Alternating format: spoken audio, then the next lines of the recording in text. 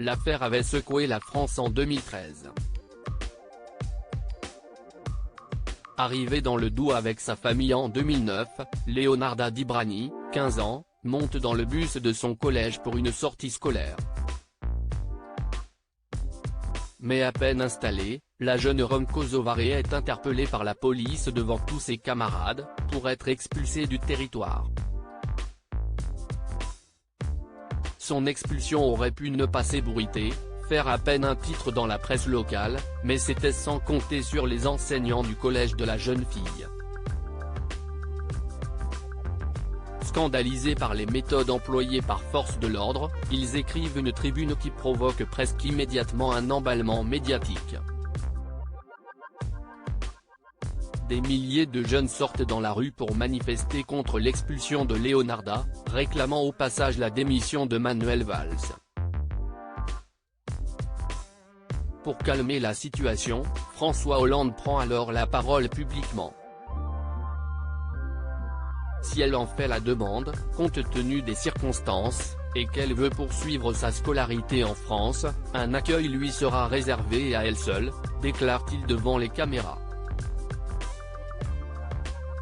Sidéré, Leonarda réagit à chaud au micro de BFM TV. C'est mort, sans mes parents, je ne pars pas. Je remercie Mister Hollande mais sans mes parents, c'est non. Je ne peux pas me débrouiller toute seule, j'ai à peine 15 ans, avait-elle lancé, encore sous le choc. La journaliste Marine Hague l'a retrouvée 9 ans plus tard pour son documentaire Leonarda, l'adolescente qui a défié le président qui sera diffusé ce mercredi 7 décembre sur France 2. Invitée sur le plateau de cet Avous en amont de la diffusion de son enquête, la journaliste a accepté de dévoiler quelques extraits. Vincent Peillon, ministre de l'Éducation au moment des faits, apparaît alors à l'écran, c'est presque un cas d'école de mauvaise séquence politique. C'est comment vous planter. Ce jour-là, on a compris qu'il n'avait pas compris ce que c'était d'être président de la République, écrit l'homme politique dans l'extrait. Et Jean-Marc Ayrault, ancien Premier ministre, de renchérir, moi je l'ai vu dans mon bureau. J'ai regardé ça, j'étais consterné. Anne-Elisabeth Lemoine a poursuivi en expliquant que Vincent Peillon va même jusqu'à dire que cette affaire a pesé dans la décision, de François Hollande, de ne pas se représenter. C'est ce qu'il a dit, a confirmé la journaliste. C'est certainement l'un des éléments qui font qu'il ne s'est pas représenté.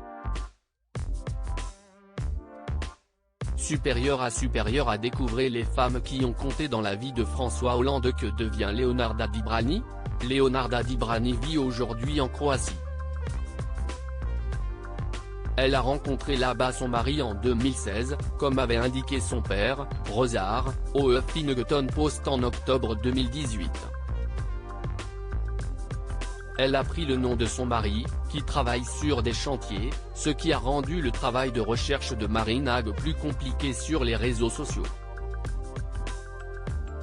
Lorsqu'elle est arrivée en Croatie, Leonarda aurait travaillé dans des bureaux de Pôle emploi pendant 3 mois, puis elle a ensuite passé un diplôme dans l'hôtellerie à Sisak et ne recherche pas de travail aujourd'hui. Confrontée à ces images datant de 2013 pour le documentaire, la jeune femme a déclaré « Je ne suis pas énervée contre la France, mais je suis déçue. On a quand même habité 5 ans là-bas avant d'être expulsé. Je suis déçue de François Hollande. Qu'un homme comme lui ait fait une telle chose, ça m'a déçu. » Crédit photo, Zuma Presse Best Image.